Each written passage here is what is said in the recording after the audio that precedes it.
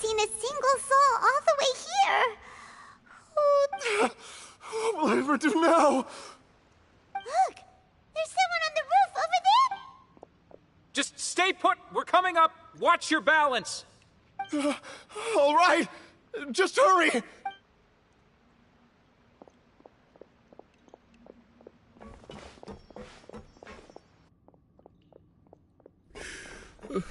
I'm not young anymore. How will I survive on my own? My Desiree! Oh, he looks pretty sad. My leg! My leg! How could this have happened? It hurt! Just hang in there. Help is on the way.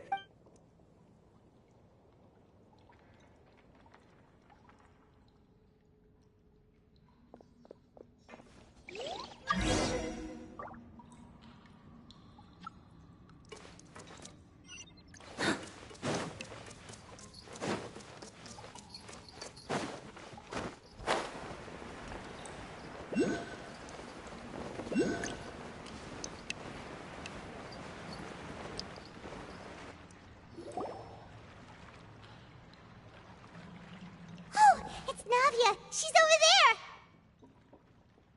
Hey, Navia! Are you okay?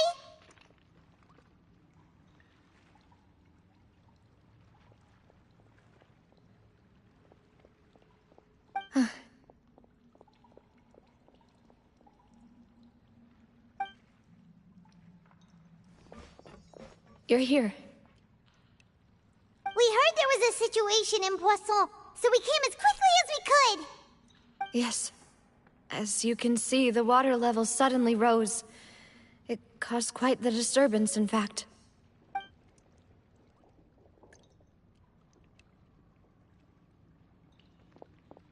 Demoiselle! There was a wounded resident next to a building southeast of here. We've already transported him to safety, but we've run out of medical supplies. He's wounded? How badly? He fell, so it's probably a broken leg. He's pretty shaken up. When the water level rose, he desperately climbed up to the roof. Once the water receded and he saw the ground, he became terrified and eventually... He jumped down then. Find the leader of Squad 1, and tell him to take the wounded resident to see a doctor. He should know where to go. Understood. I'll take over his search and rescue mission in the meantime. All right. You'll be in charge.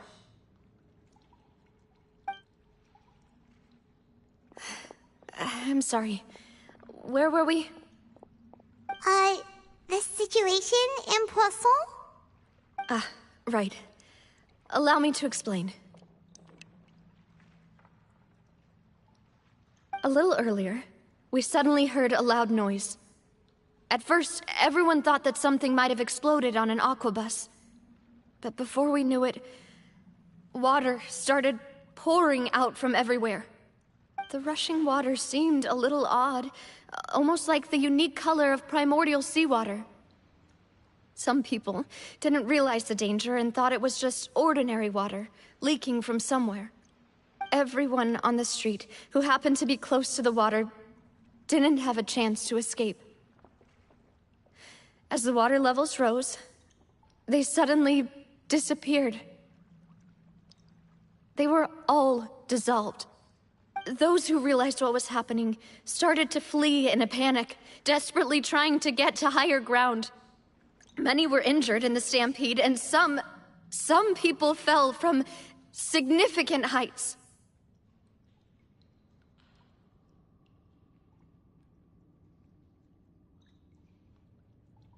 The Spina di Rosula initiated rescue operations as quickly as possible, but there have been a lot of casualties. Fortunately, the water began to recede after some time, and the chaos came to an end. The water that flooded the area contained primordial seawater, so the lower levels of Poisson are still hazardous. To ensure everyone's safety, I've asked the people there to leave as soon as possible. No one knows if this could happen again. All we can do for now is try our best to help evacuate the residents. We still haven't completed the head count, but we'll have some numbers soon. How awful. And all of this just came out of nowhere. It was quite frightening indeed. I only wish that everything that just happened was a bad dream. Is there any way we can help, Navia?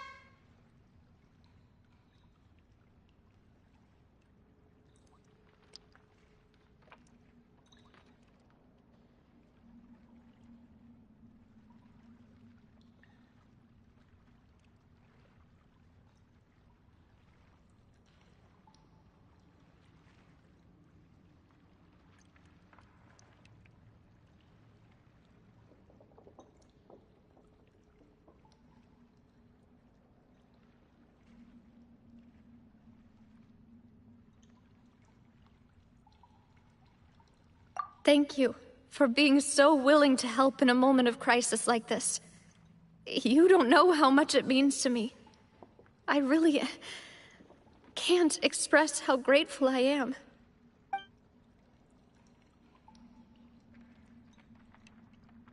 Don't say that, Navia. That's what friends are for.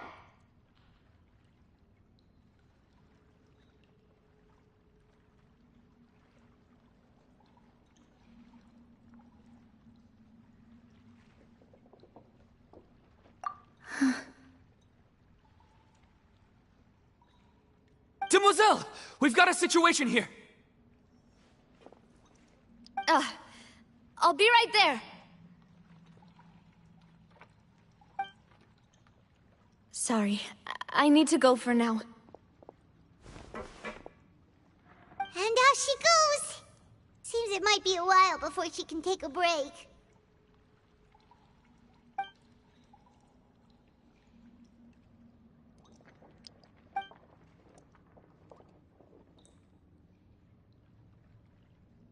Okay, the wounded are being tended to, and we finished a preliminary head count. More support has just arrived, so I suppose I finally have a moment to focus on my own matters. Of course, we should remain ready for anything, and continue doing our best to rescue others. I'll be sure to have everyone at the Spina di Rosula ready to render assistance. Traveler, Paimon, would you two accompany me to my father's grave for a moment? Huh? Right now? Thank you.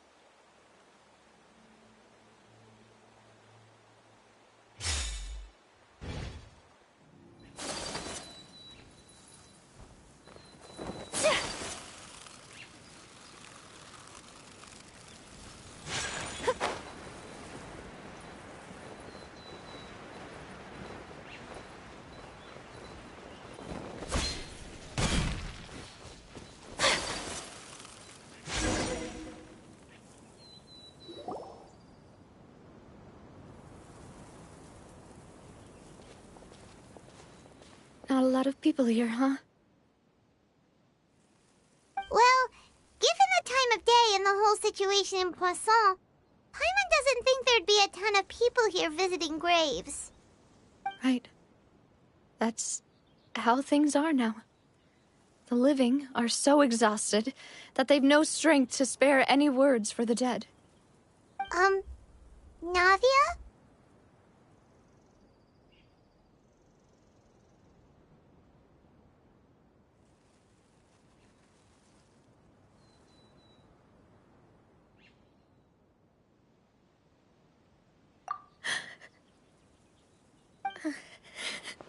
Navia, what's wrong? Sorry. I just... Malus and Silver... They won't ever come back. What should I do, Papa? Huh? What happened to them?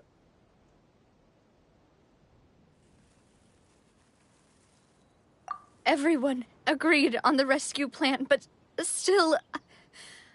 I was the one who initiated it. They were helping evacuate the residents, but they couldn't leave in time. And they were caught in the seawater.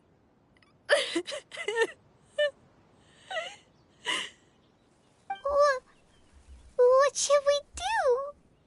I've known them for so long. And I know they weren't afraid. But I could at least hold a funeral for my father. And I know where he rests.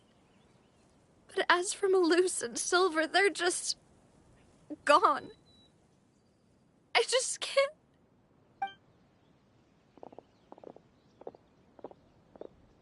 Everything looks so clean after it rains. Even the gravestones. I didn't expect that you'd enjoy a glass of red wine in front of Master Callus's grave. I can understand. Besides, the scenery here isn't half bad. See, it's not just me. I always want to bring something when I visit Papa. Perhaps we might even have a picnic. He wouldn't be angry, would he? How could Master ever be upset with you, demoiselle? Yet the cemetery is the home of those who have passed, is it not? Everyone ends up here sooner or later, no matter who you are. Buying yourself a plot in advance, are you? No need yet. But when I do, I hope you'll let me be buried beside Master Callus, demoiselle. Hey, stop joking around. I'm quite serious. That way, it will save us both the trip to see each other whenever you visit your father's grave. That makes sense. In that case, could I be buried on his other side? After all, besides you, demoiselle, the two of us could certainly be considered Master's closest companions, no? Personally, I believe we fill those shoes just fine. Why are you bringing this up all of a sudden? Seriously. All right. I'll remember your requests. But I'd really prefer not to talk about this stuff. And what do you mean by saving me a trip? I'd make the journey even if I had to visit you two somewhere else.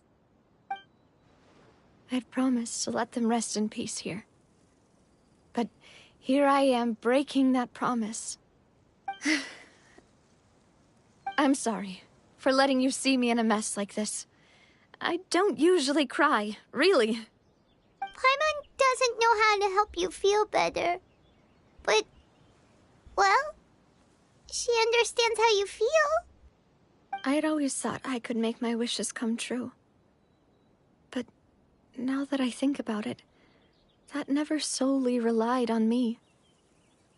Malus and Silver have helped me so much. But by contrast, I could do nothing for them. I'm so sorry. You can spend as much time as you need here, Navia. We'll stay with you. Thank you. Right now, you don't know how much that... By the way, you can have a look at this. It's a list of victims from the incident that took place here. Obena... Khan... So... everyone else is safe. But still... It's okay. I know what you're thinking. And you're right. We lost Malus and Silver. But we were able to save more than we anticipated. The overall outcome indicates that the cost was worth it. Right! Don't think that way, Navia. One person might be saved at the expense of another, sure, but that isn't something we should ever consider a trade. Malus and Silver were not the price for saving anyone. They're heroes. You're right. Thank you, Paimon. What you said just now was pretty amazing, actually. I'll remember your words. Oh, really? Seems you've become more eloquent in the time since we last met. The knave? What are you doing here? Is everything going well on your side? Yes, my people are carrying out the mission according to your request. All the residents of Poisson have been evacuated, and we're preparing to relocate them to higher ground.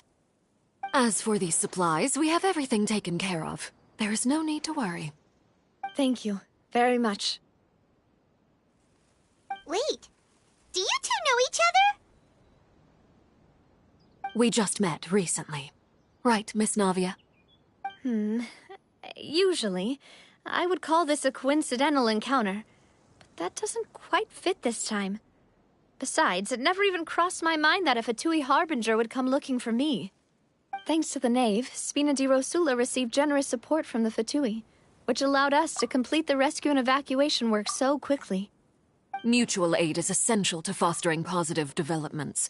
We were already in the area, in any case, so it was nothing. That said, I must say that you're a lot sharper than you let on. I'm sure you understand what I mean.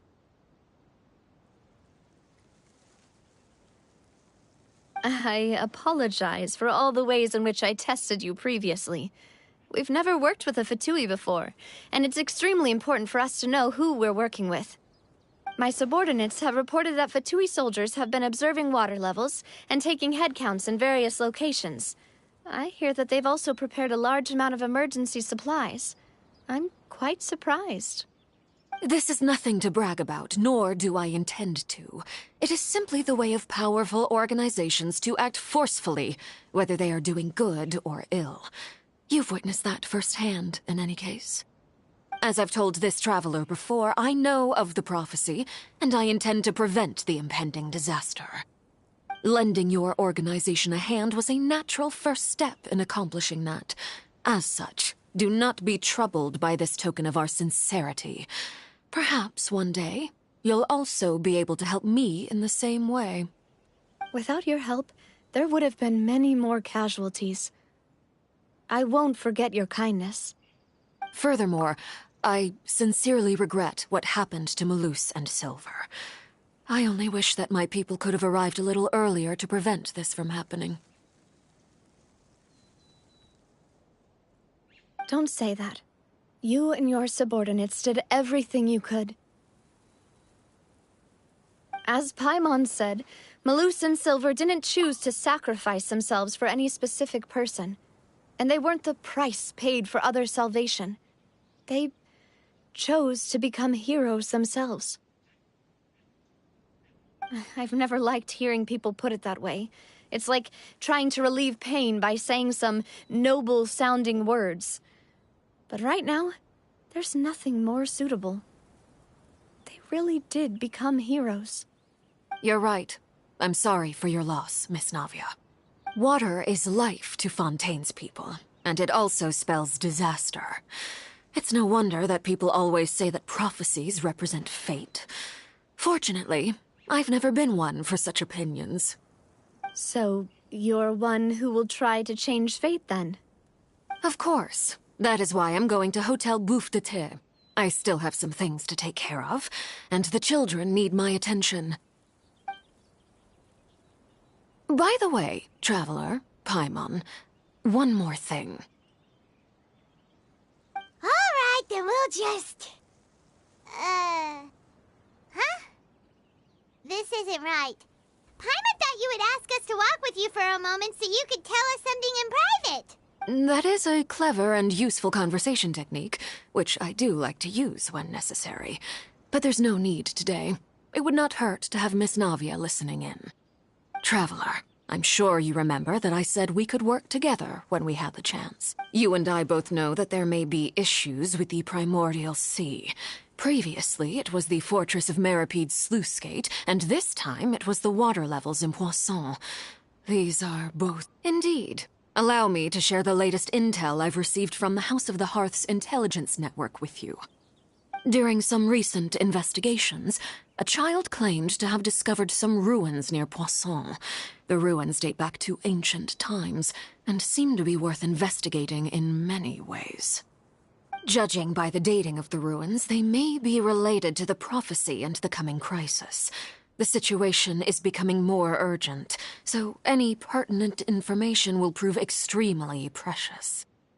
My people initially came to prepare for ruin exploration. Unexpectedly, this disaster struck, and at present, we're all busy prioritizing the rescue effort. So that's why the Fatui were already in Poisson. I wanted to take the children along, but unfortunately, Linny, Lynette, and Fremine have all been dispatched to higher ground to assist affected residents.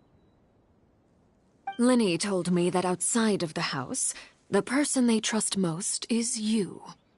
Which is why I want to give you this task.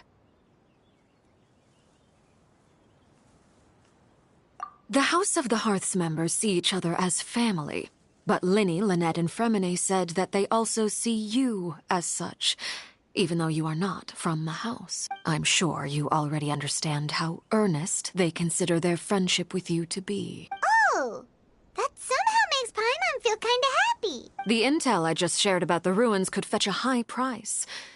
But since the children consider you family, it's only natural that I freely share it with you. Got it! So all we gotta do is go to some ruins, right? We can handle that. Excuse me, but may I tag along? You wish to join, Miss Navia? But are you sure you're up to exploring some ruins? You need to rest. Well, I'm sad, yes. But I can't just go back and plop myself into a chair by the roadside and do nothing. There's no point in being depressed while we still have a disaster on our hands. As my father's successor, I must live up to the hopes he had in me. Besides, I'm also doing this for myself. I need something, a distraction, to keep my mind off Malus and Silver. Since you put it that way, I have no objections. What do you say, traveler? All right? The ruins are to the south of Poisson. Here's the map. Okay, the three of us will handle it. Come on, let's pack up and get going.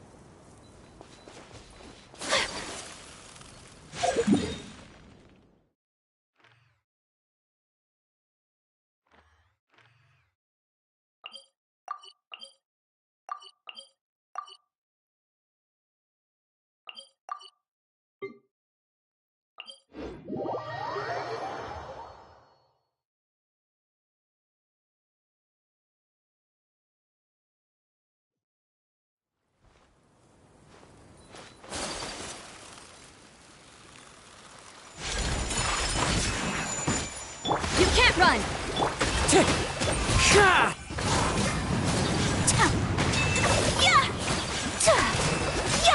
My apologies!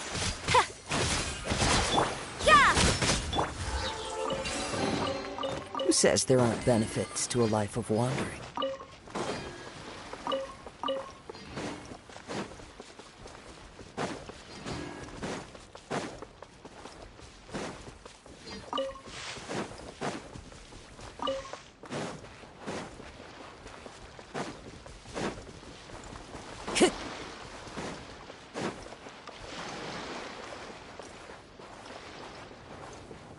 Time to go.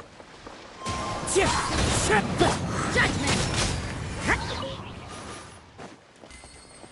Shiver! Yeah! Yeah!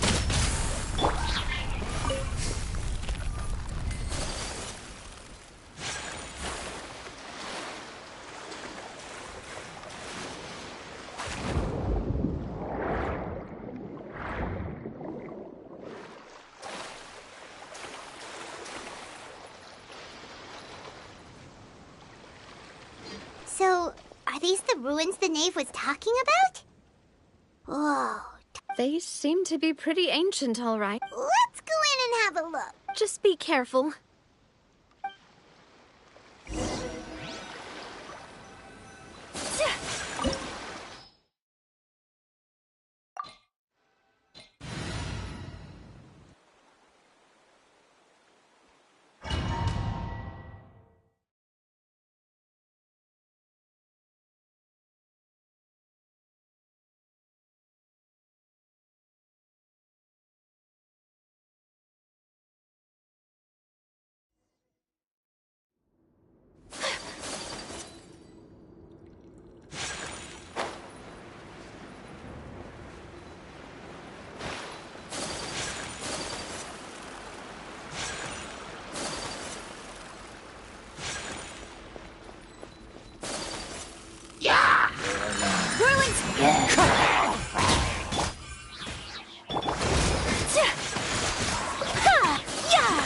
Judgment! Take flight!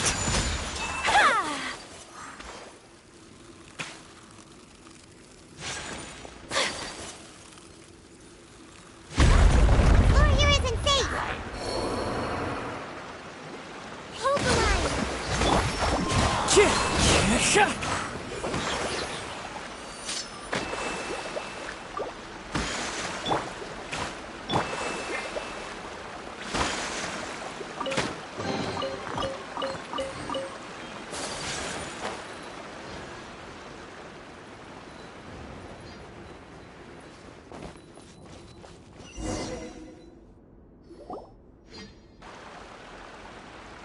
This place has also been contaminated by primordial seawater. Yeah. And a lot of it, too. A Fontanian would most likely dissolve the moment they fell in. Right! You can't go down if there's primordial seawater. It's too dangerous, and it won't be any help for you to just stay here. Don't get by my wrong. We're not saying you're useless. It's... No, you're right. I can't do anything in this situation.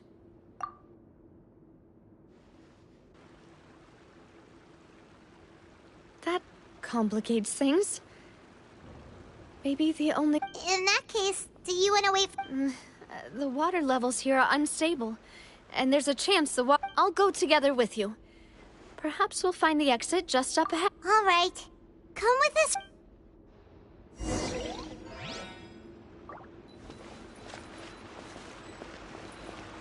Oh no, it's a dead end! Let's try climbing over from the side.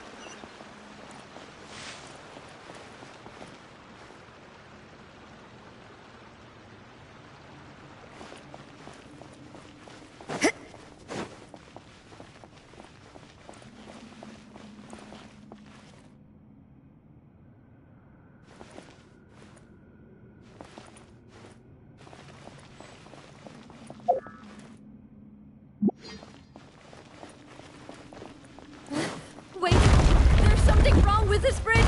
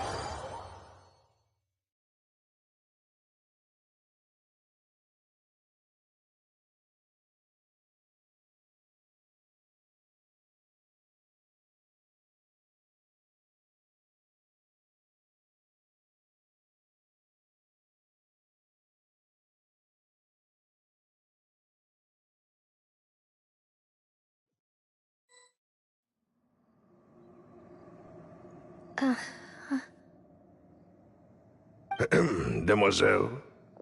Huh? Demoiselle, what are you doing here by yourself? Would you be standing here till dark if I hadn't come to get you? Maybe she just wants some time to herself, Malus. Oh, was I? Yes, it would appear so. That's quite possible. However, you were the one that suggested we go out for a walk. Oh, right. I nearly forgot. It must have slipped my mind when I dozed off. I haven't had a nap today yet. This is a familiar feeling, yet... Is something the matter, Demoiselle? Oh, no. No, I was just trying to recall why we came out. Do you remember Mr. Giverny? He'd requested our help before with foreign merchants who had a debt dispute with him, and we'd resolved the matter not long ago. We were headed to see how things were going with him at the moment. Ah, right. Yes. I remember now. Oh, Miss Navia. Ah, Mr. Malus. And Mr. Silver, too. It's good to see all of you. How have you been? I've been great.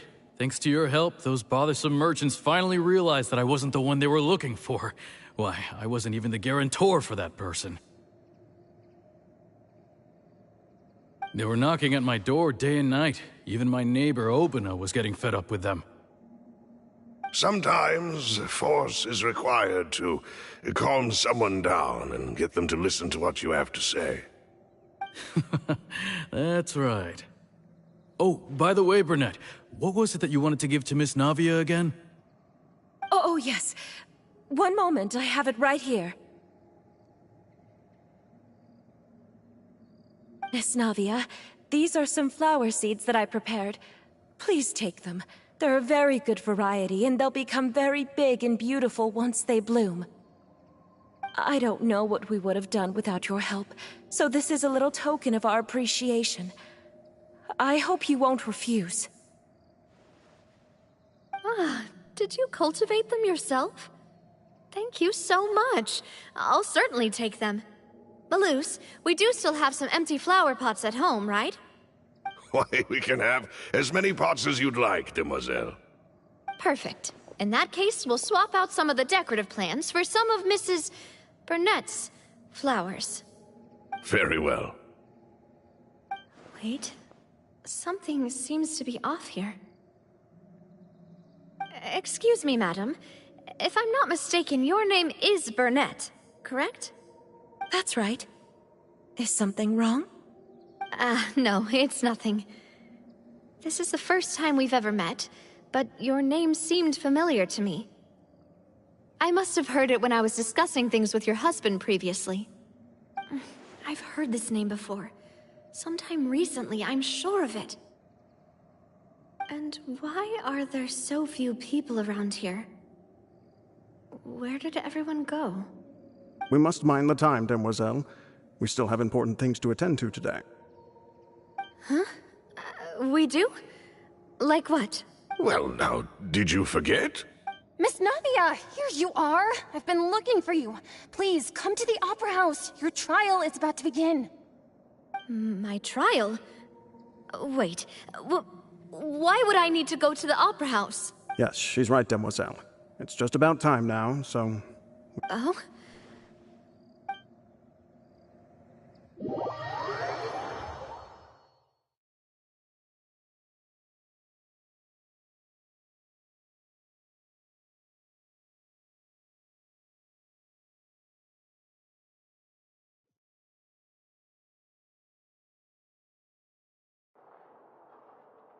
Look, it's Navia! She's here! And her two attendants are with her. Goodness, everyone's finally here. There sure are a lot of people here to see the trial. And they all seem to be oddly... excited about something. I even know some of these people. Karina, Desiree, Joyville, Jolien, Essen.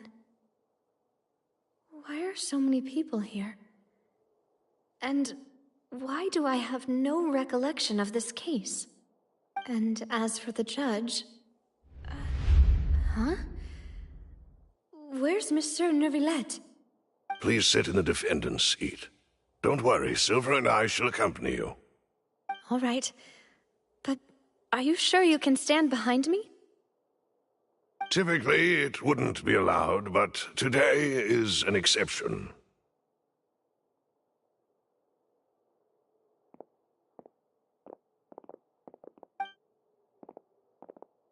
Hey, what kind of place do they think this is? Come on, do they have any idea what they're doing? Seriously. Enough with the whispering! Could someone please tell me where Monsieur Neuvillette is? And why I'm standing trial? My dear Miss Navia, have you not yet realized what you've done? In that case, allow me to explain. As all here know, you are Master Callus's successor, the head of the Spina di Rosula, someone held in high regard by every soul in Poisson. After you took over the Spina, you treated all of us just like the late Master Callus had. If anyone in need reached out to you for help, you responded.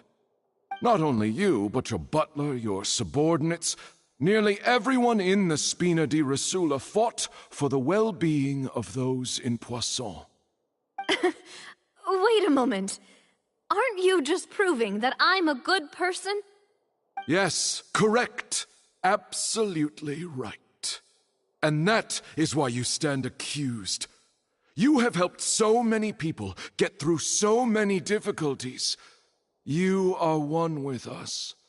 We are inseparable. We are one big family, all of us who are from Poisson, inextricably linked. And with you being so important, we couldn't possibly do without you. Therefore, this fair and honorable court shall declare you guilty, and you shall stay here. You will be together with us forever. Huh? What are you saying? Everything you have said is correct. I have indeed done a lot for my hometown, and I would be willing to be with you all, but what is the purpose of having me stand here like this? What is there to discuss? Ah, well, if that's what you think, then I have no further comments. How wonderful, Miss Navia!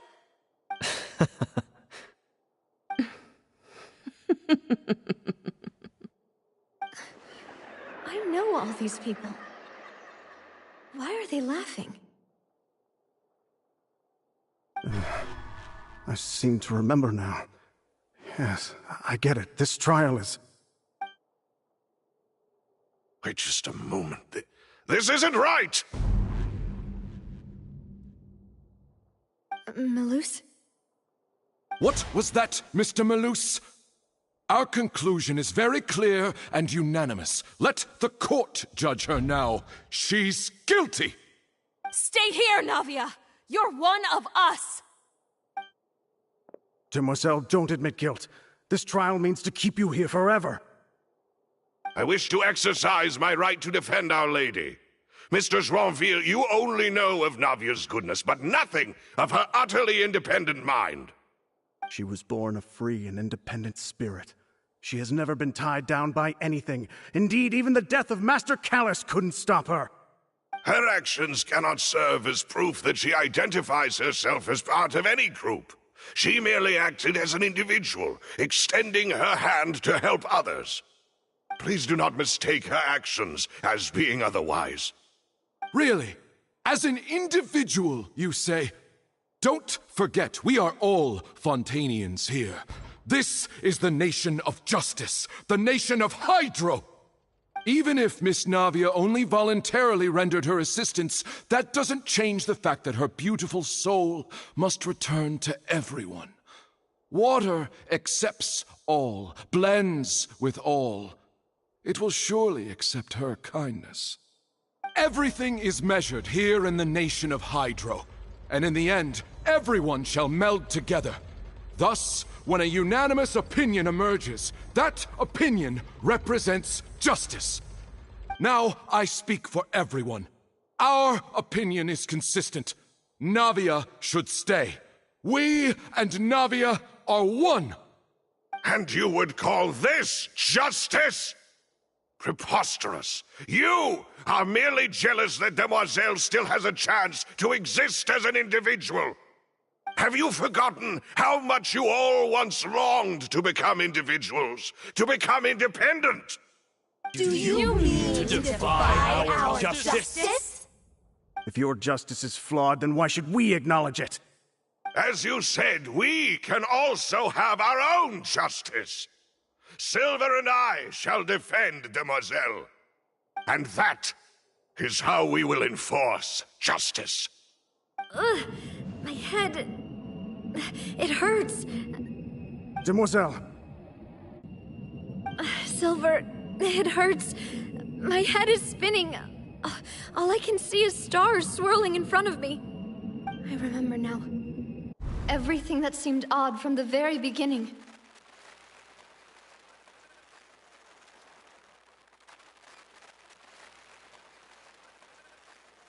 Karina, Desiree, Joyville, Jolien, Essen, and Mr. Giverny and Mrs. Burnett, who we met earlier.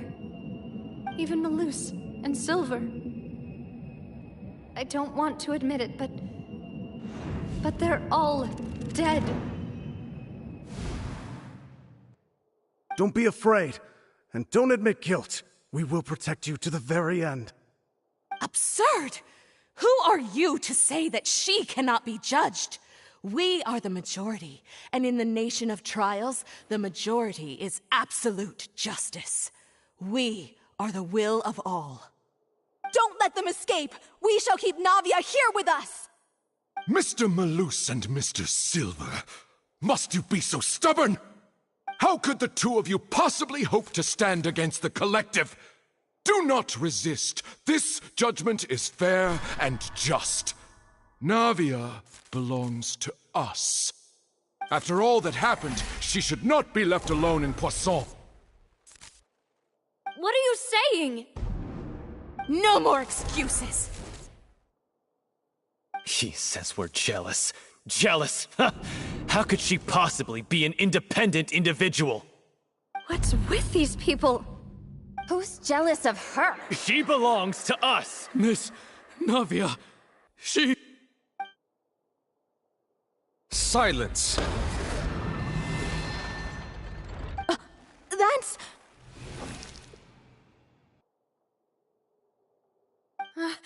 Monsieur Neuvillette! Such commotion is prohibited in the court. The accusations you just presented are nonsense and cannot constitute a proper trial. The court will adjourn for the rest of the day. In this, I shall hear no objections from any unauthorized party. Our thanks, Monsieur Neuvillette. Please leave with me, Miss Navia, while there is still time. But... Go on now, Demoiselle. This is your only chance to leave this place. What, can't bear to leave us behind or something? Malus. My apologies. I couldn't resist making one little joke once I realized that this shall be our last goodbye. Malus. Silver. Quickly, you must come now. Goodbye, Demoiselle. Farewell.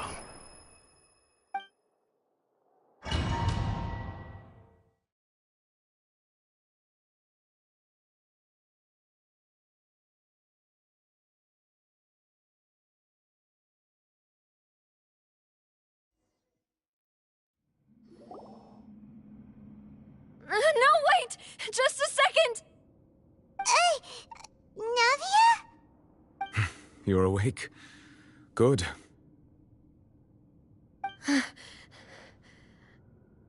I must have been dreaming. Malus and Silver were still alive, and they were defending me at some insane trial. It looks like you're all right. Did all the sad feelings cause you to have a nightmare? Paimon could give you a hug. The ruins you were exploring suffered a cave-in. When I arrived, I found you falling toward the water. You were just about to be dissolved within, but I... What is it? I think I saw 2 Oceanids protecting you. It was only for a moment, perhaps even a fraction of a second, but they gave me the chance to retrieve you. Were it not for their intervention, I would not have been able to rescue you before your consciousness dissipated. Wait, did you say Oceanids? You mean like what happened with Vache?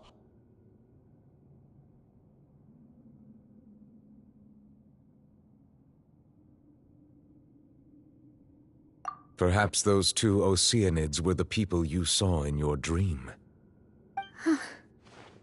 I always told them that they didn't have to protect me. To think that they'd keep doing so even after death. Please come with me.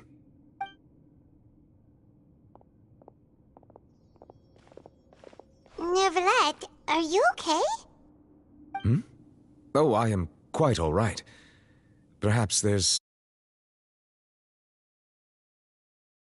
So stiff all of a sudden. Oh, Paimon knows. You're the type who feels awkward when there's nothing to talk about, right? I merely thought that we should give Navia some time to herself. Huh? Why didn't you just say so then? Don't you think it's even more awkward to call us over like this and then have nothing to talk about? I suppose so.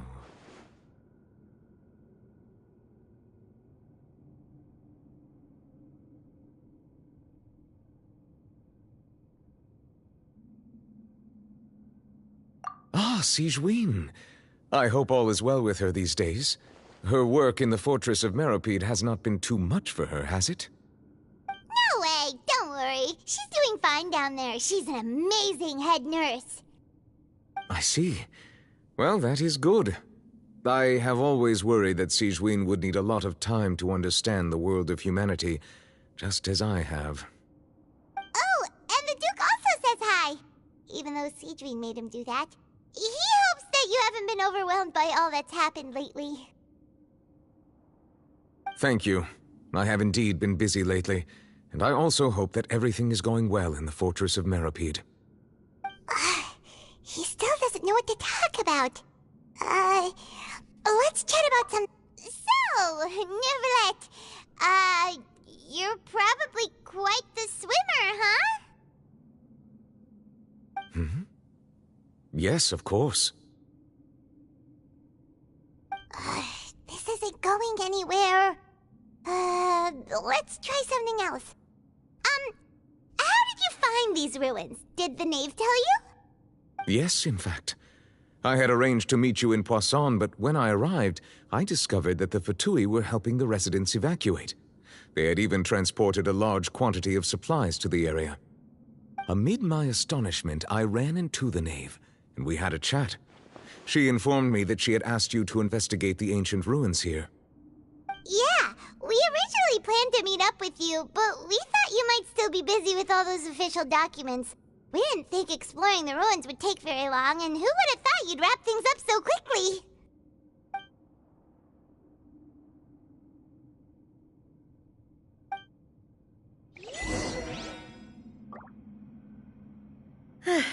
I'm sorry to have kept you all waiting like that.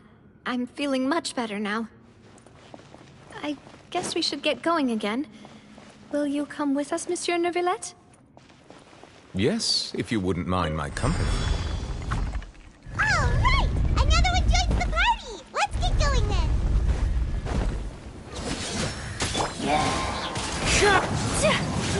My apologies! Allow me!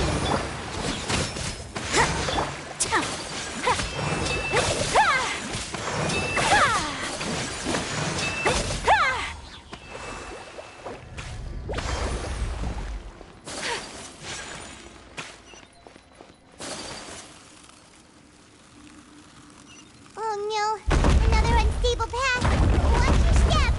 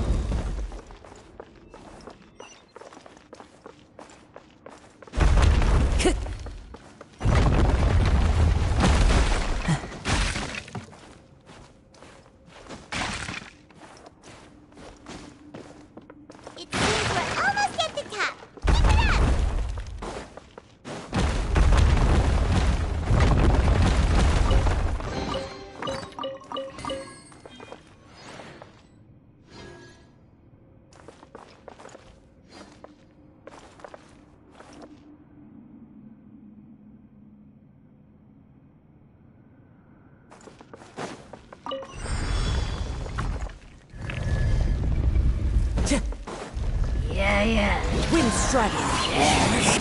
Allow me! Punishment! Judgment! Sakura swirl! Fallen leaves, adorn my night!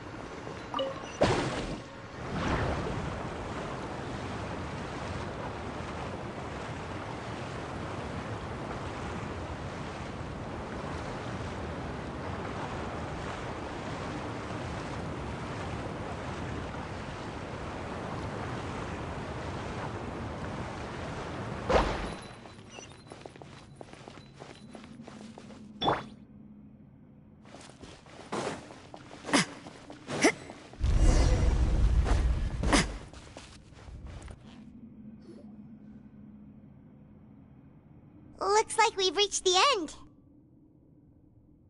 This is the place. There should not be any other hidden spaces in the vicinity. The path sure had some twists and turns, but it turns out that this place isn't actually that big.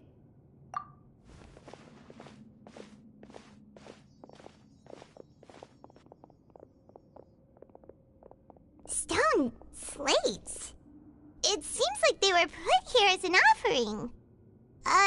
Could we take them down and have a look? Perhaps we should just leave them be for now. There are 4 locations in total, but only 3 stone slates. The slate that should be in the first empty spot is missing. The surrounding walls also show signs of damage. There's something written below. Let Paimon see. Reason dictates that this nation be destroyed. I shall record the history of its future here in its past. Say what? It feels like someone left these slates and these words here for a purpose. But does he mean that Fontaine should be destroyed? That would fit the circumstances dictated by the prophecy, yes. Indeed, the slate's contents correspond to it. Take the second slate, for example. There's a person kneeling here. She seems so dedicated. And there's a whole bunch of other people behind her doing the same. She's facing this... what is this? Some kind of island in the sky? And is that Lady Farina in the third image? Did the Hydro Archon fall into the water? And is that a ring of people around her? Paimon doesn't quite get it. Are they all in the water? The fourth image. I know this one. This exactly matches the content of the prophecy.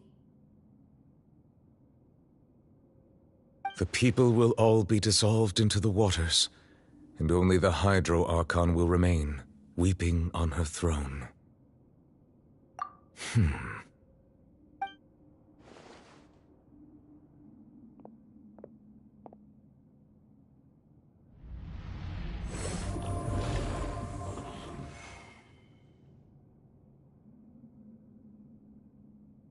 More information should be hidden in these slates, but I fear I cannot easily uncover it, most likely due to us missing the first slate.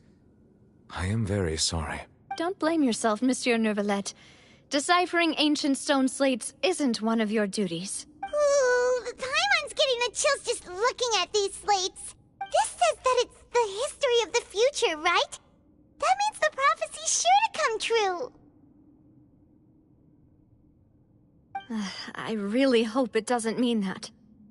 Still, Paimon feels like these images are kind of weird when you look at them together.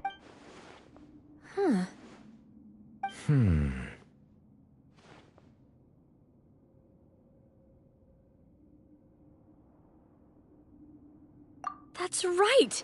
If the images are in chronological order, shouldn't the fourth, the waters drowning Fontaine, come before the third, where the Hydro Archon herself falls into the water? And yet the order is reversed here.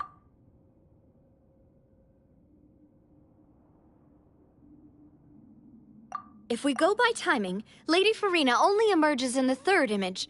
That means that the person in the second image might be the previous Hydro Archon. Egeria, then. I had never met her, but her appearance here does match the records. The previous Archon kneeling before the floating island in the skies, as if confessing a sin. Did she herself commit that sin? And if not, why would she be in such a posture? Also, I'm still wondering why these ancient stone slates are here at all. Judging from their contents, could this place be the origin of the prophecy? Does that mean that someone, or some people, once saw these slates? But who would have created these slates and left these words here?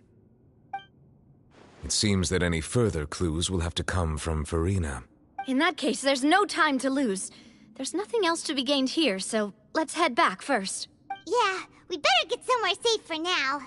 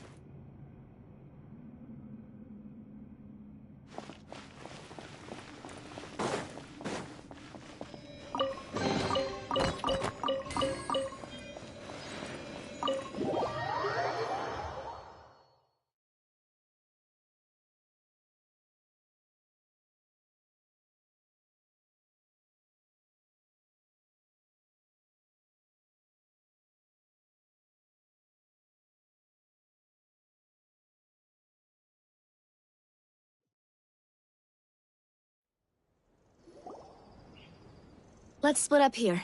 I'm going to check on what's happening with the Spina. You know how it is. There's some things you just need to be there for yourself.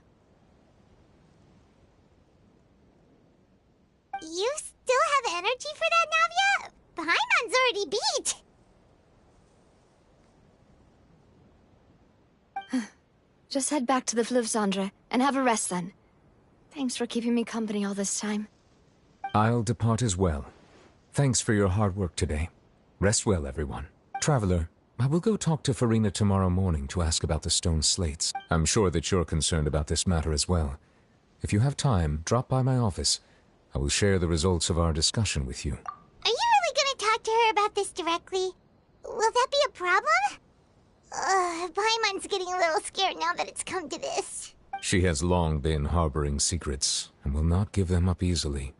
Which makes it all the more my duty to ensure that she understands the present situation. Alright, we'll leave it in your hands then. You're probably the best person to talk to her anyway. I will be carefully considering my words tonight. Traveler, Paimon, our safe house at the Fleuve Cendre is always open to you, as ever. So please don't think you're an imposition. Alright. I'll be on my way then.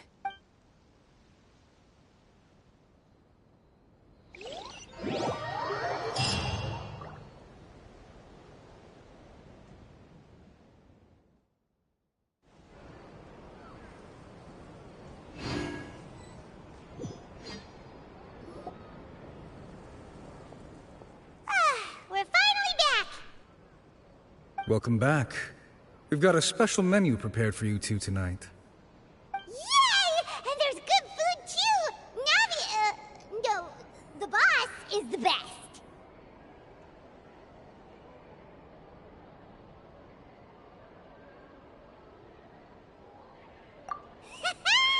Ooh, desserts! Nice! These are all Paimon's! Paimon's already starting to forget what happened today. Oh, that voice. Is that who I think it is? Huh? It's you two. What are you doing in Fontaine?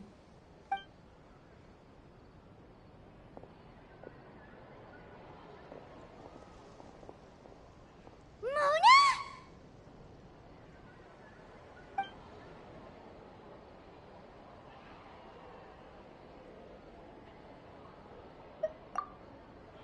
Seriously, nobody just uses a scry glass whenever they've got time to just see who they'll meet on the road. Still, we didn't expect to see you here. Wait, you're not a Fontanian, are you, Mona? Well, I have some business to attend to here, so I booked a hotel in the city. I was just out for a stroll when I bumped into you. Quite unexpectedly, if I might add. Why did you think I was from Fontaine, though? Is that because Magistus doesn't sound much like a Mondstadter surname?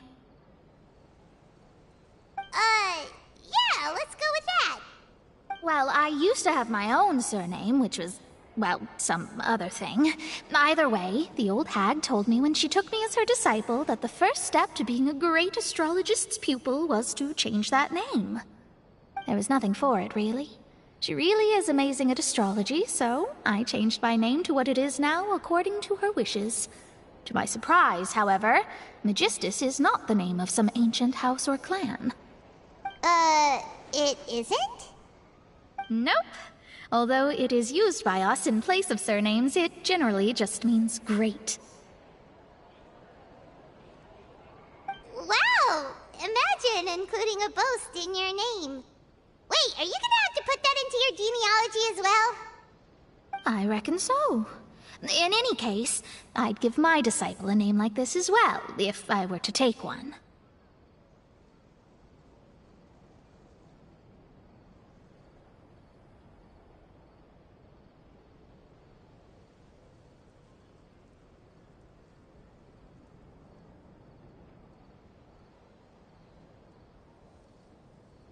Astromancer Barbeloth Trismegistus. Whoa, that's a long one. Does it also mean great or something? My name means Mona the Great Astrologist. As for the old hag, hers is, in plain speech, the thrice-as-great Scholar of the Stars. Just take it as a title specific to astrologists. Thrice-as-great? That's so petty. I know, right? That's just how she is. She used to call herself Magistus, actually, but once she took me in, she changed her name to Trismegistus. Talk about excessive. Magistus is thus the calling card of our school, so to speak, which makes it about the same as a surname. It's all right if you don't get it. You can look into it further should you need to study astrology more deeply.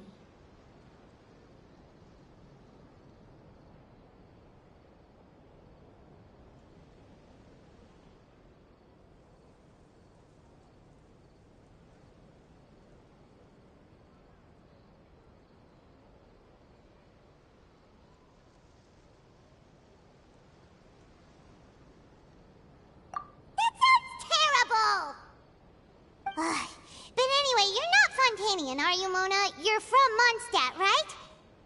Well, I was born in Mondstadt, yes.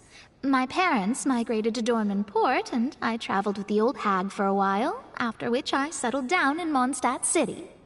Oh, that's a good thing then. At least we know you won't be dissolved by Fontaine's waters. Speaking of that, I'm sure you're aware that a bunch of things have happened here in Fontaine, right? I know you're not a local, but I'd avoid getting too close to any water that looks strange all the same.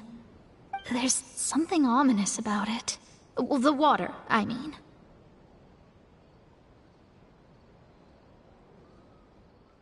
That was the main reason, yes. Just a while back, the Steambird invited me to take part in a panel and speak about the circulation of the prophecy as an astrologist. The invitation was sent quite early on.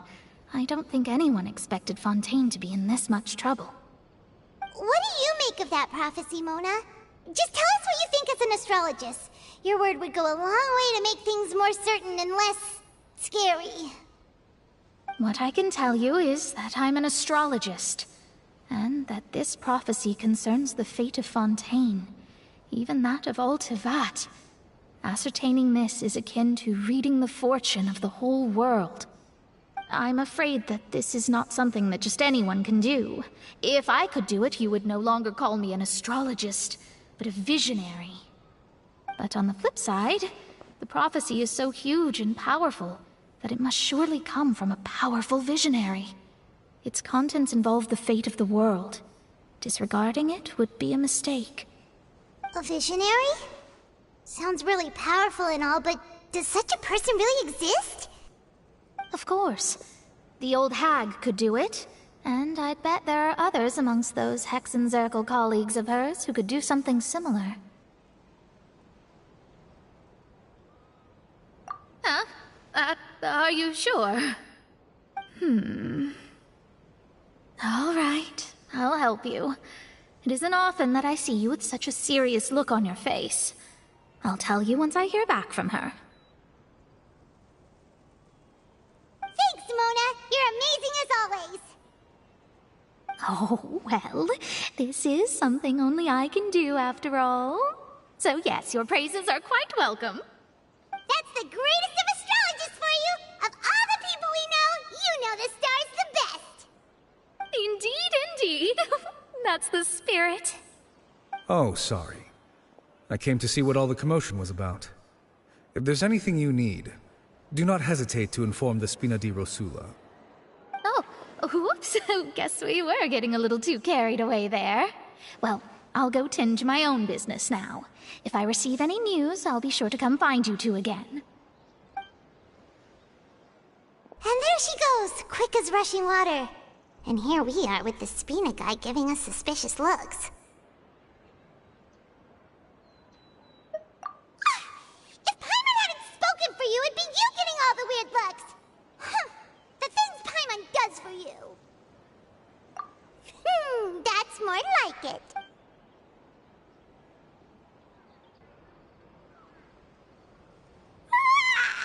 Good morning. To be honest, Paimon's still feeling kind of sleepy. But it's time to get up, Traveler. We agreed to go see Neuvillette, so let's pack it up and get going.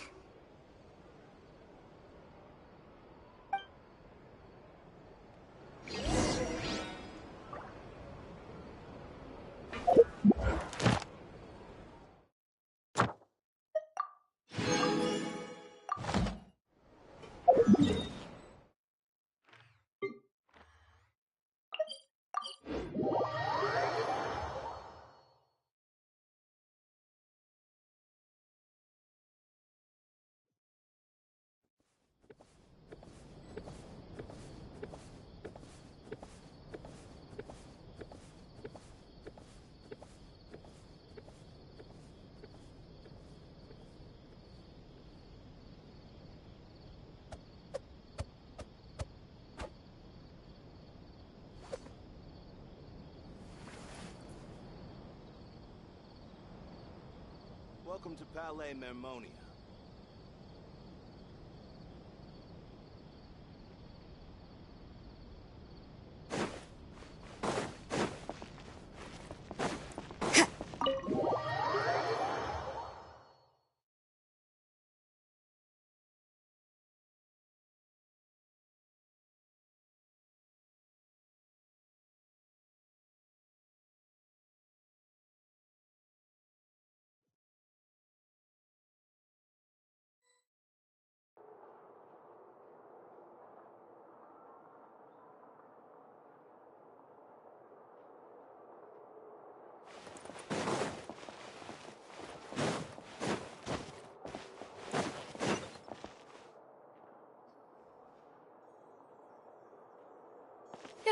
You're here!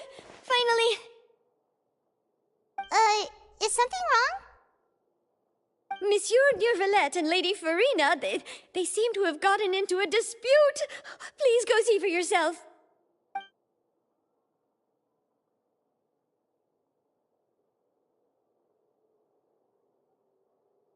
Like I said, I've already explained everything! And yet the problem has not been properly solved. There is little space for excuses between us. It is not my intention to offend you, but please, tell me where you stand. You are the Hydro Archon Focalor, are you not? Look at this.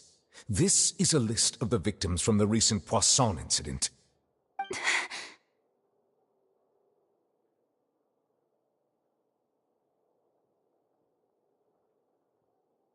You mean... they're all... We did not arrive in time to avert this disaster, and I will not have it happen again.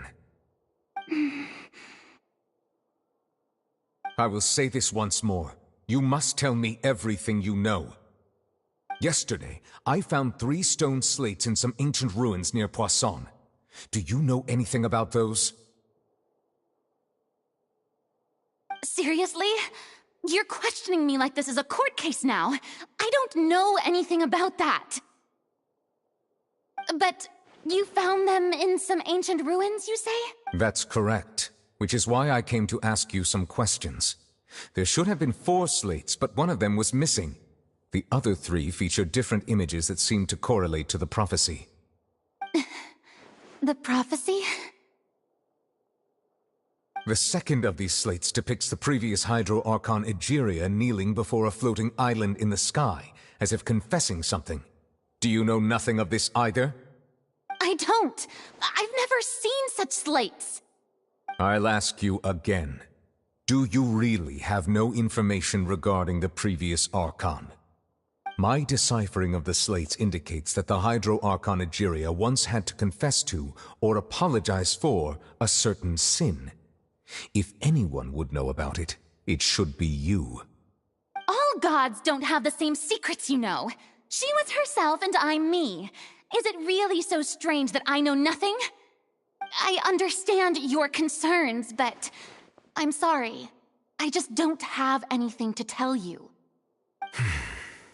Forgive me for saying this now, Lady Farina, but I have long known of your various secret investigations into certain matters. There are several indications that you have been investigating the prophecy on the sly. This is not strange in itself, considering that you are the Hydro Archon. But it is strange that you should also claim to not know any of Egeria's secrets, as well as do nothing following your inquiries. You have never been as superficial as you have presented yourself to be, nor are you a fool. And yet, your behavior is very inconsistent.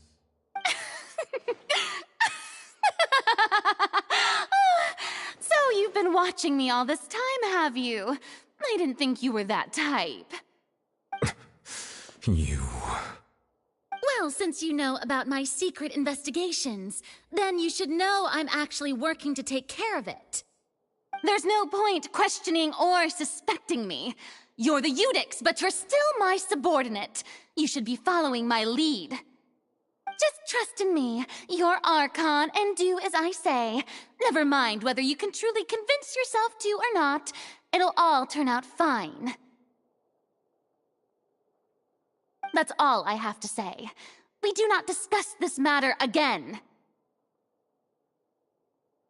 Oh, the opera's about to start. Toodles!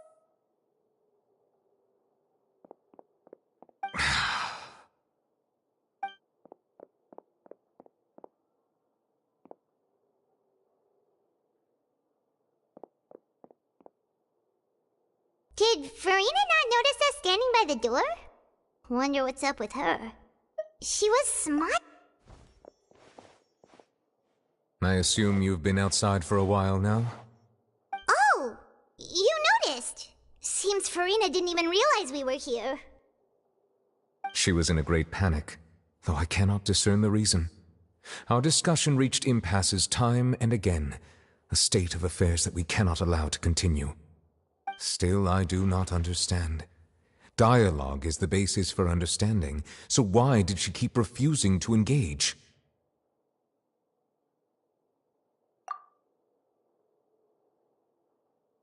Everyone in her inner circle has noticed that she is hiding some secret. The issue is her attitude. I fear that she will not reveal anything unless absolutely forced to. We may have to create a situation in which she will have no choice but to speak. Oh?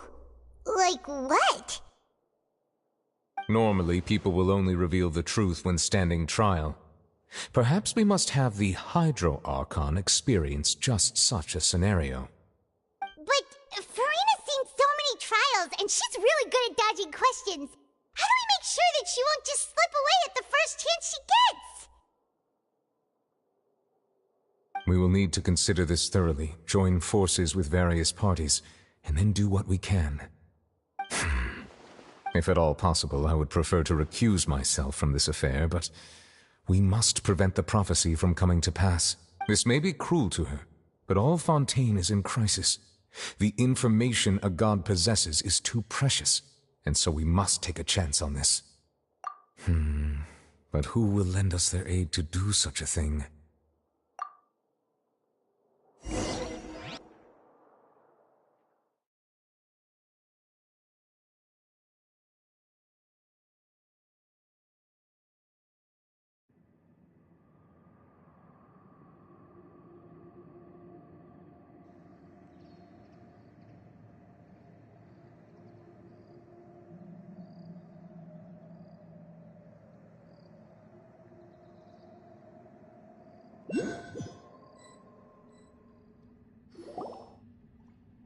Well, that's everyone, huh? Speaking of which, it was pretty smart of you to think of hiding here. Poisson was just involved in a disaster, so it's presently devoid of people. That naturally makes it the best choice. And here you are drinking tea like it's the most natural thing in the world, huh? That's what family should do. Sit and enjoy a leisurely time together. It's nice to enjoy tea here, you know? Care for a cup?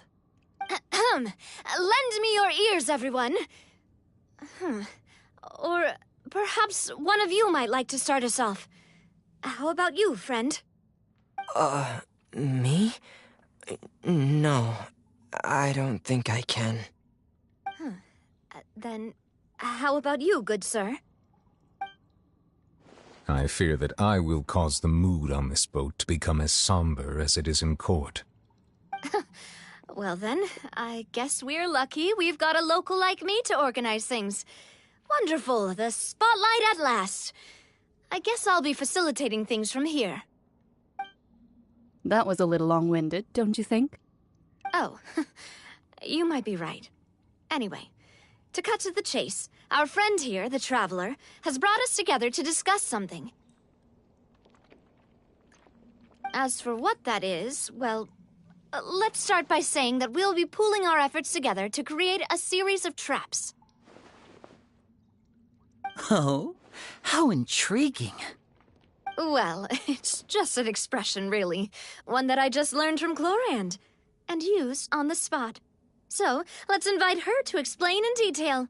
A round of applause, please.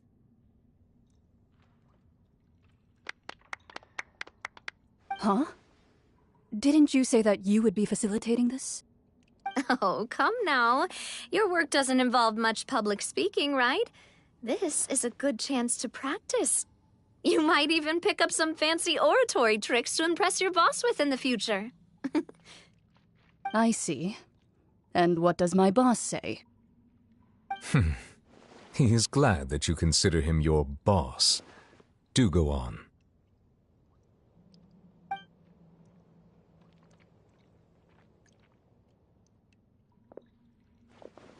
In that case, do any of you have experience hunting? Not that I recall. Fremine and I once used a wooden stick in a basket to catch wild rabbits when we were younger. As for Lynette, oh, right. You were sick that day, weren't you? I've also gone diving to catch some fish before. Does that count? I'm afraid not.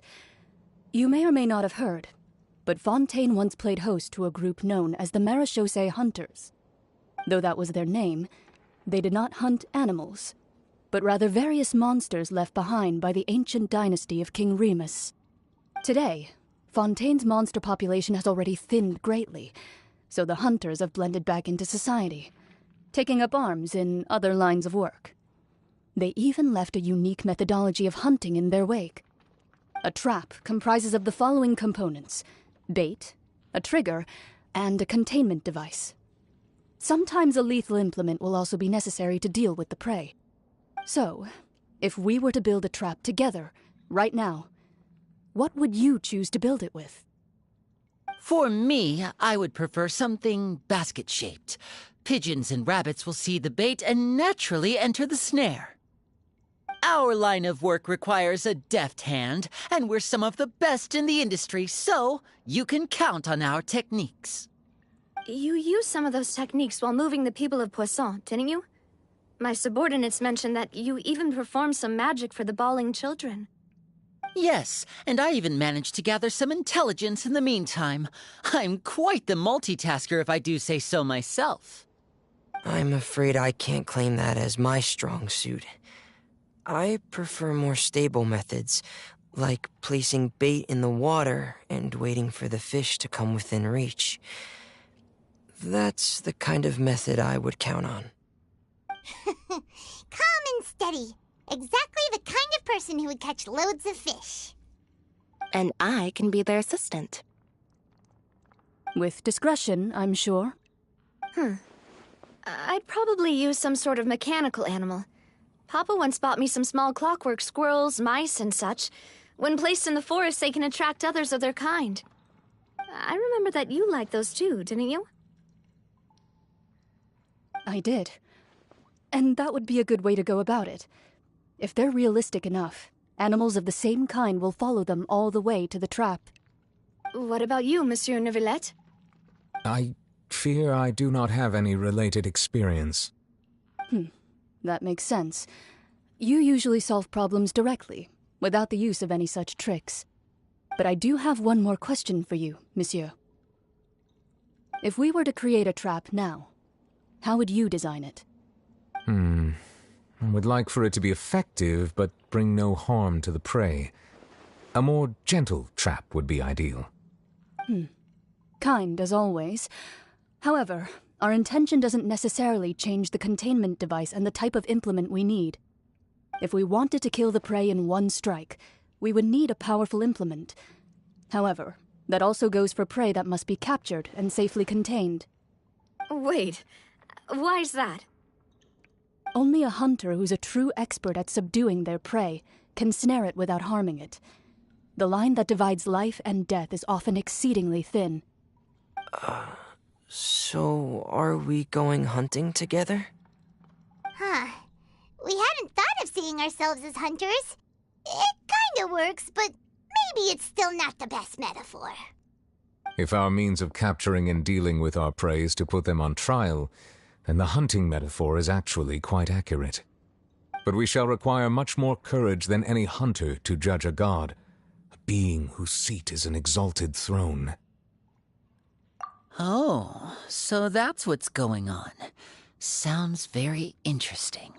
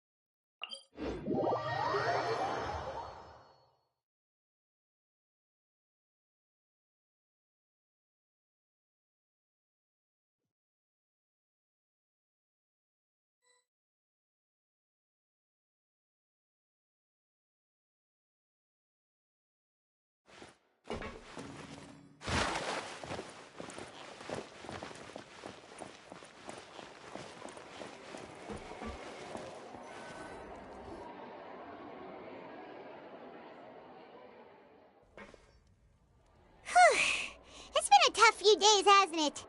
So much has been happening. Paimon didn't think the meetings would go on for so long, but everyone seemed pretty fired up, huh? Paimon thought they'd be at least a little frightened. Well, Fremine was, now that Paimon thinks about it, but everyone else just looked a little surprised. Well... It's hard to say. Paimon doesn't have any experience with this sort of thing. But with you around, Paimon sure will do great. After all, you're the most reliable person in the world, aren't you? Did you just pour some tea? Paimon didn't notice you doing that at all.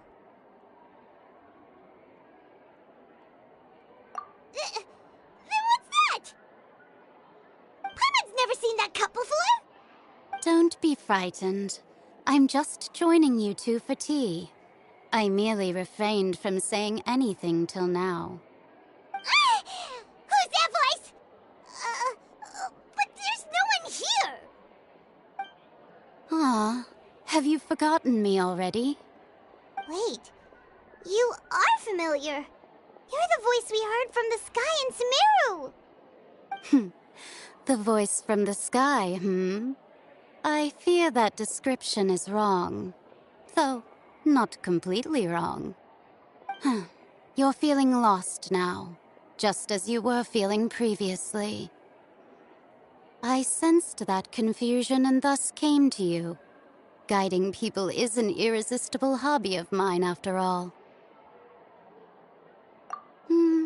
Consider me a passerby, just accepting a commission from my friend's disciple on a whim.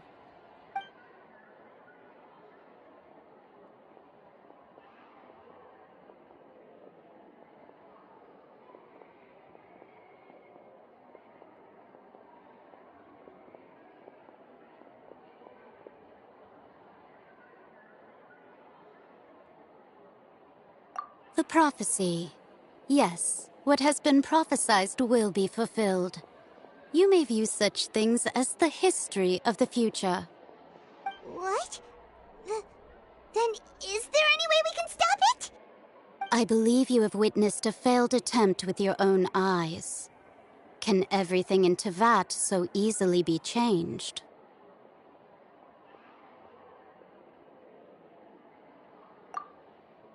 Ah, so you've caught on. Just as prophecies are usually only the future as seen from the perspectives of the gods, could things be happening in hidden corners where the gods' gaze does not fall? Are the things that you shall see different from the fate that the gods perceive?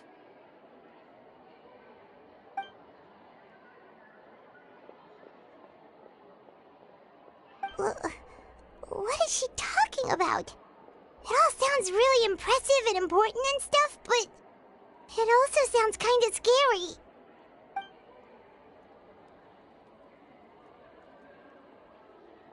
I believe that you understand, right? Some things are insignificant, but others you must reach out to change. Ultimately, fate shall serve as your only guide, no matter what will happen in Teyvat's future. All you need to do is to play your part. This was good tea, by the way.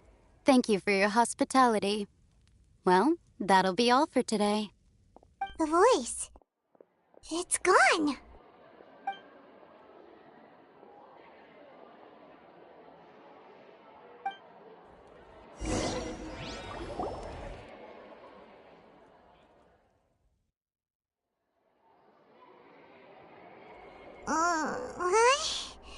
I want to hear someone talking. All right, coming. Hey, it's you who's getting lazy, okay? Well, I see I've walked in on some lively banter. Mona! Fine, just fine. I went to take part in that Steambird panel. It turned out to be more interesting than I expected. Not all Fontainians are pessimistic about this. One journalist mentioned that sitting around and waiting for the end to come would be wrong, and that they should make their own rescue preparations. I agreed, so we had a brief chat with her. Did she have pink hair by any chance? Why, yes, it was Charlotte. You remember her, right? That daredevil journalist. I'm in full support of her view. Prophecies are very important, but how can people allow their lives to be commandeered by just a few words? That's right! Paimon's glad to hear something sensible for once. Ah, yes. About what we had discussed before. I did try, but I'm afraid I couldn't reach the old hag. I'll try again tonight, but I wouldn't get your hopes up. Huh?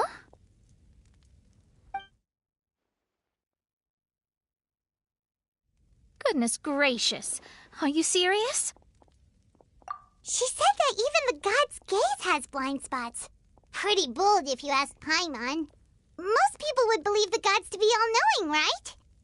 The Hexen Circle members are certainly anything but ordinary. As for the mage named N, the old hag has mentioned her a few times. She said that N's sense of direction is incredible, and that she loves guiding those who are lost. But I've never met her, and if she were still alive, she'd be... Well, suffice it to say that the hag's at least a few hundred now, and N's been around for longer than that. Whoa, the Hexen Circle sounds like a scary group. But they must really stay in shape to live so long. Their abilities alone are pretty terrifying. If she came to see you personally, then the problem you're facing must truly be of great importance. Well, it's not like Paimon could understand anything she said. Yes, she was quite cryptic, but I suspect she means that there is still a way to turn things around.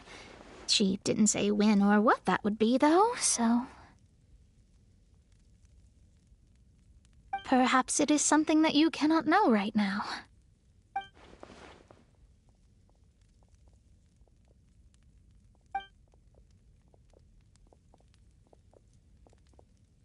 Traveler, Paimon, are you two all right? Oh, we're fine. We're just a little down right now. It kind of feels like the end is coming, you know? I see.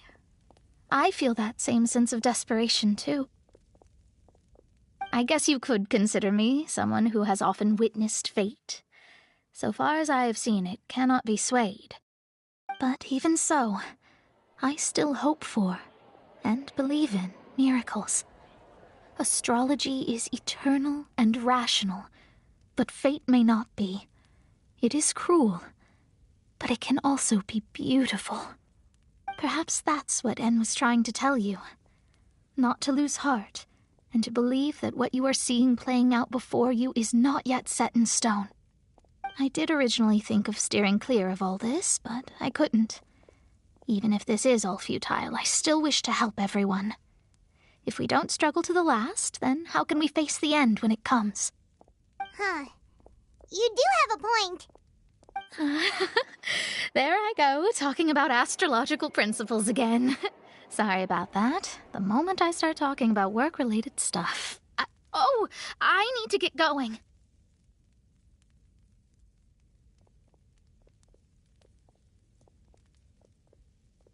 It was worth trying to comfort you, even if only a little.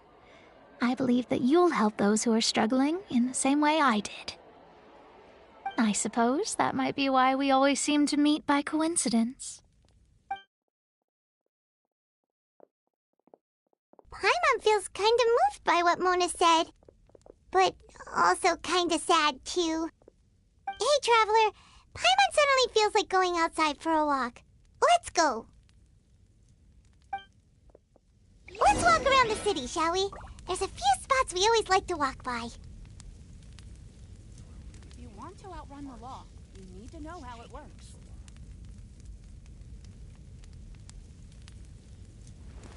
Say what you mean. No problem's too big to solve.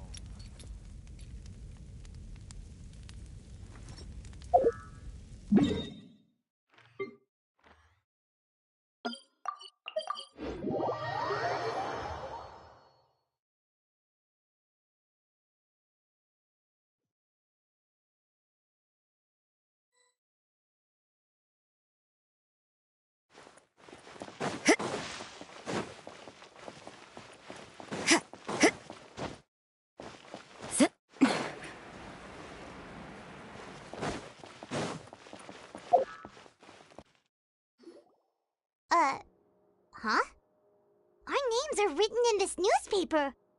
What's going on? Let Paimon see! The underwater stronghold, the Fortress of Meripede, has continued in its noble autonomy, but that does not mean that others cannot interact with it. My recent attempts to enter the fortress bore little fruit. Huh. Guess Charlotte still hasn't given up on that. Thus, did an Outlander friend become the focus of this report, a blonde adventurer with their white fairy legends trailing in their wake. It is said that this mysterious traveler once visited the underwater fortress. So while the fortress's interior remains a mystery behind closed doors, do not fear, for the tales of the traveler contain surprises in spades. Journalist Charlotte's biggest scoop yet, the Traveler's Trail, World Walker. Huh. Charlotte took so many awesome photos of us and we never even noticed her! She hasn't been able to get a hold of anything at the fortress, so since we're easier to find, she's using us as the subject matter instead?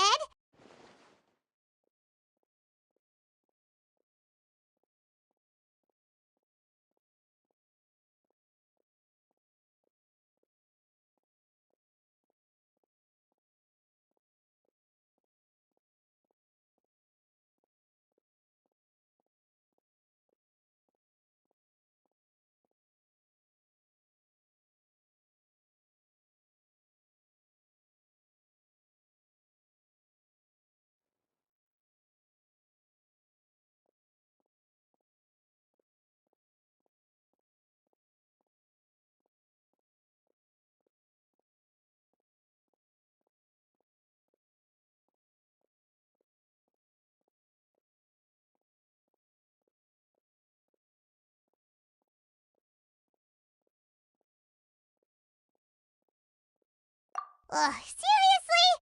Well, fine. Those headlines and photos do look cool, so Paimon will forgive her this time.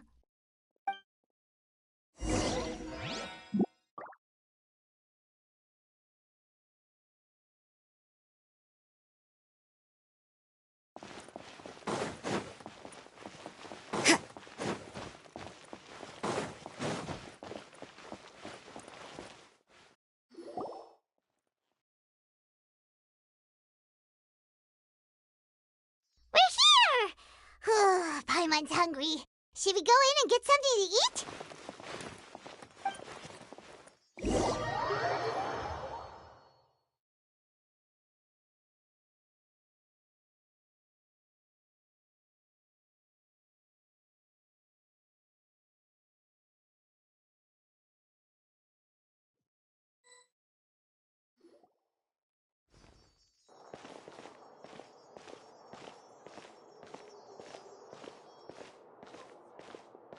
Hey, quick! Look!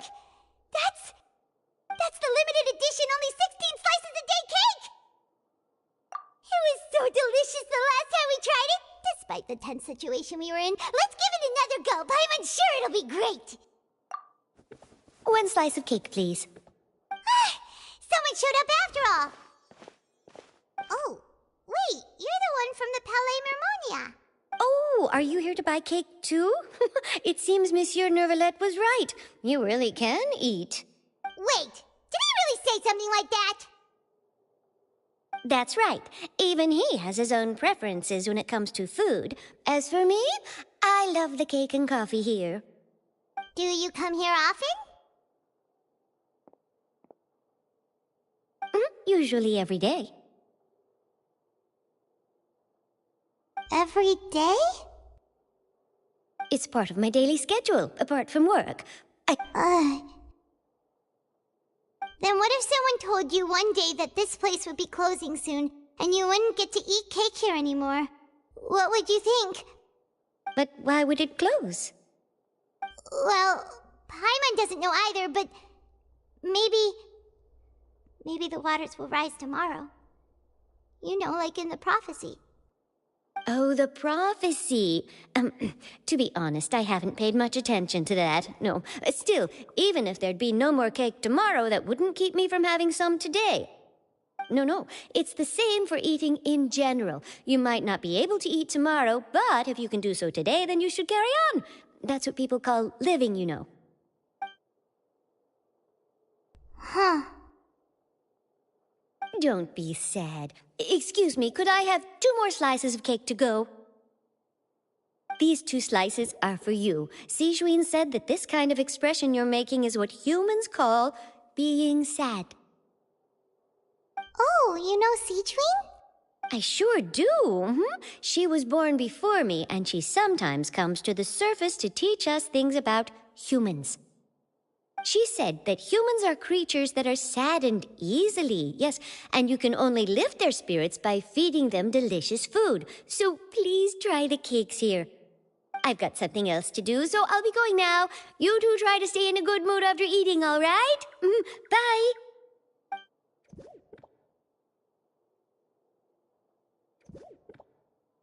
And there she goes. All right, let's dig in. Paimon's sure this cake will be delicious. It's more delicious than last time, and the flavor gets even better with a sip of tea. It sure would be nice if we could come again tomorrow. Sure would be nice if we could always eat delicious food here.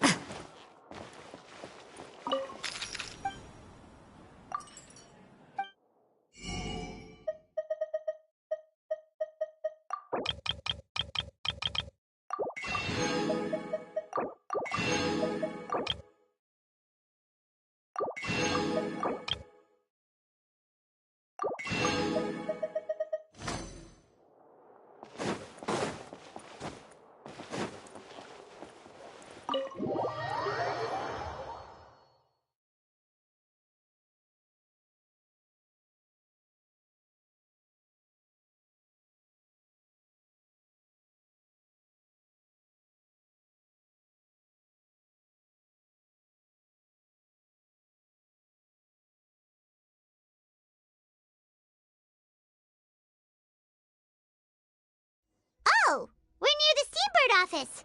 Let's go look for Charlotte and have a chat.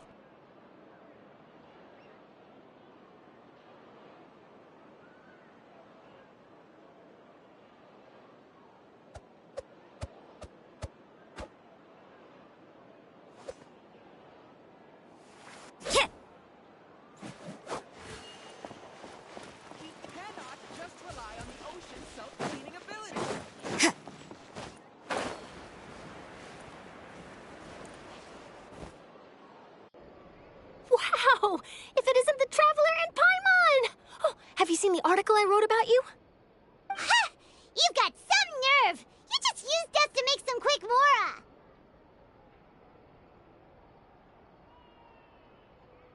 Oh, you needn't worry about that. I heard that you were in Poisson some time back, so I sent you a letter to discuss just that. It appears you didn't receive it, though. It's all right, though. I've set aside the amount intended for you. I've even set the table with some food. Really? Oh, you're the best! You're almost a little too easy to win over, Paimon. If I were a journalist with ulterior motives, you'd be in trouble now, you know. Oh, Paimon knows you're not like that. Still, what brings you here all of a sudden? Were you looking for me? When Mona mentioned you, we thought of coming to see you at work. I see. It seems you've already bumped into Mona here in Fontaine. So she mentioned me? What did she say? She said that you're a real daredevil of a journalist. Nice. In which case, can this daredevil journalist dare to request an exclusive interview with the legendary Traveler and Paimon? Huh? So your article in the paper today doesn't count? Oh, of course it doesn't. That was more like live photography. What I'd like to do is dive deeper and ask you to talk about the things you've seen and experienced.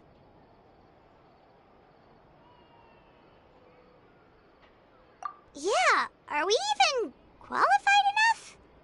Why not? If I say you're worth an interview, then you're worth it. But not right now, of course. I'll need a few days to prepare. Oh, in that case, we'll just chat when you have the time then? Oh, so that's a yes? Ooh, splendid! Splendid! I'll tell the editor-in-chief immediately. I'll have to apply for lighting, a venue, some props, and...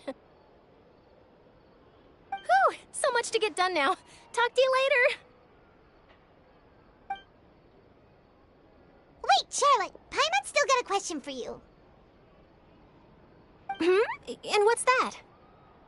If, just for example, Fontaine were to be flooded tomorrow, what would you do today? Huh.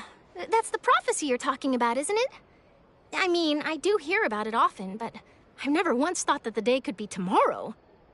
If you're seriously asking, then I might try and think of a way to leave Fontaine. Oh, but I'm still a journalist first and foremost. That means I have a duty to be reporting from the scene. And secondly, I wouldn't forsake my homeland that easily. From what I've seen, most people don't know what they'd do should the worst come to pass. In truth, it might be better just to behave like normal rather than worry over such an end. So in all likelihood, I'd probably still be prepping at the office for that interview of ours. I know what you're thinking. That sounds a bit sad, but I've always believed that it's best to do what you enjoy. Just think about it. If this nation really were to be suddenly destroyed tomorrow, but I still successfully finish an exclusive interview with a truly unique person, then the story I would wind up writing would truly be timeless. And then do you know what I'd do? Well, I'd write that story, send it for printing, and use messenger pigeons to get copies out to the various nations as soon as possible. I'm not a dreamer, nor am I a workaholic, but I do love my job, and I'd be proud of leaving such an article behind. I guess you could say that I was born to be a journalist. But anyway, that's my answer. And on that note, I'll get back to my preparations. That's so nice. All of a sudden, Paimon actually kinda envies her. Anyway, let's go and take a look at the sea, shall we?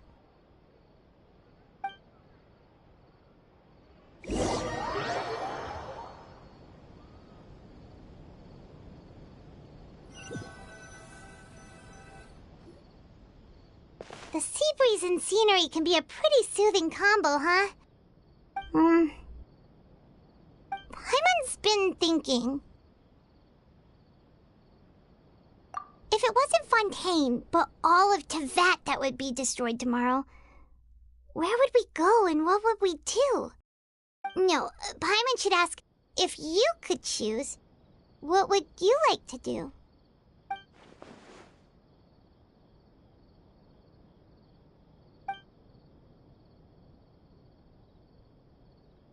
We've always been moving to the next destination, so we haven't spent much time thinking about these kinds of things. We didn't have to either, with us always being on the road and whatnot. You mean, still traveling? Huh. Wait, isn't that what we've always been doing?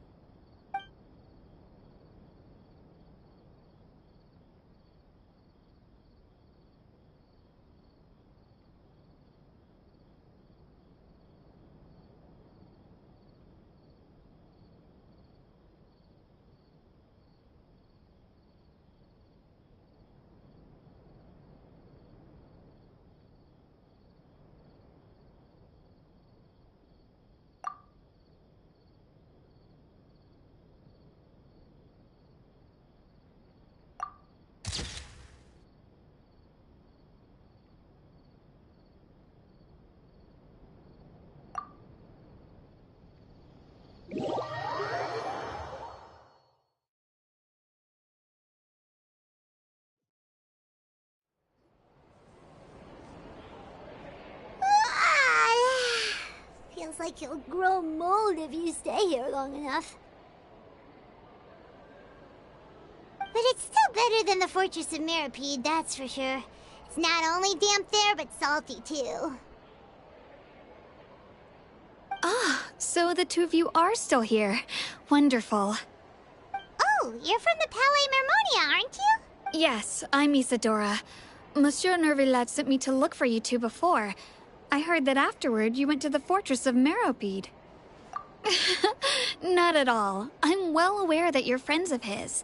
Actually, I'm here to pass along a message from him. Yes, inside the Opera House. The Marechaussee Phantom has declared the incident a small-scale riot. A riot? Well, that said, I don't personally think it was that serious. Lady Farina was watching a performance at the Opera House, and while she was resting during an intermission, some other audience members suddenly started harassing her, loudly accusing her of doing nothing about the prophecy crisis. And before she could respond, others started to join in. The crowd continued to grow, and protests against the Hydro Archon started to break out. So people have started to put the blame on Farina.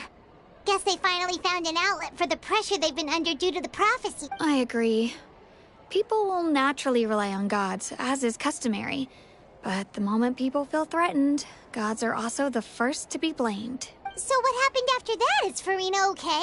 Seeing that the situation was spiraling out of control and that further argument was pointless, she claimed that she'd gotten tired of this and left in a hurry. The Marechaussee Phantom had their hands full maintaining order and did not catch where Lady Farina had gone.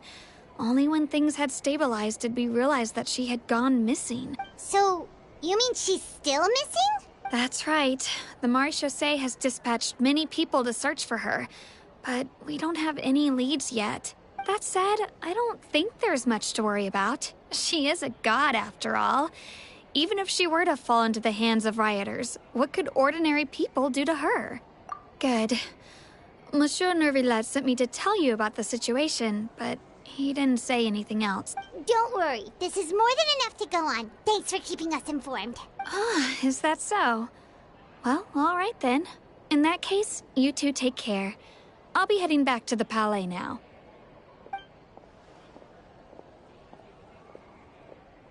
Well, sounds like we should hurry over to Poisson then. If we know Farina, she won't try to fix things in this situation. Instead, she'll look for a place to wait out the heat. And, as we also know, she may be loud and dramatic, but she doesn't have a heart of stone.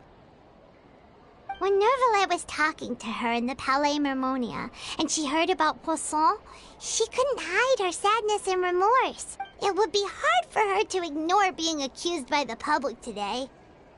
Paimon thinks Farina's probably taken the opportunity to slip away to Poisson and try to relieve the sense of guilt that she's feeling. Huh. Well, what do you think? Paimon knows the answer, of course, but Paimon can do the analysis to back it up. In that case, there's not a moment to lose. Poisson, here we come!